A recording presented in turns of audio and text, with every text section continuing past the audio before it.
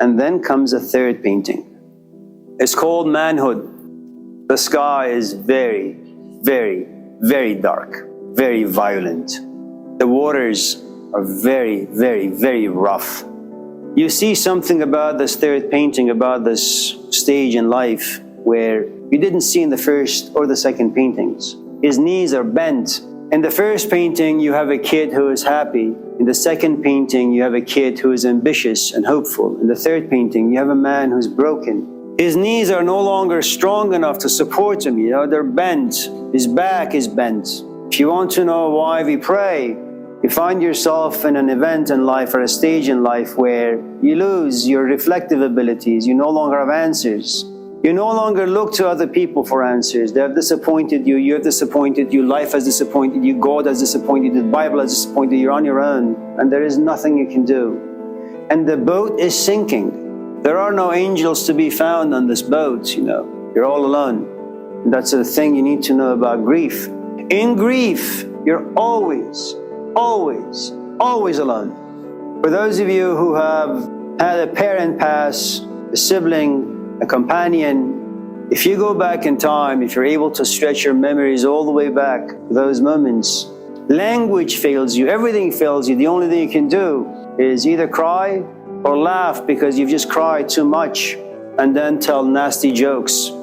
That's the only way you can cope. But something else happens in grief, when you go to a funeral and you see a mother wailing and screaming, or your father has passed, your mother has passed, or a sibling has passed, or a friend has passed, you kind of look at the situation and you say, this is really, really awful. And you thought that you can hold it together, but tears just flow downwards. You scream, you shout, but in the end you realize the best way you can express yourself is silence. You say nothing. And then you look at your mom and you say, Mom, it's okay. I know Dad has passed, but we're still here. So grief initially turns you outward to those who are grieving, very much like you. But then if you happen to be pushed by the world of reflection just a little, you say, my father just passed.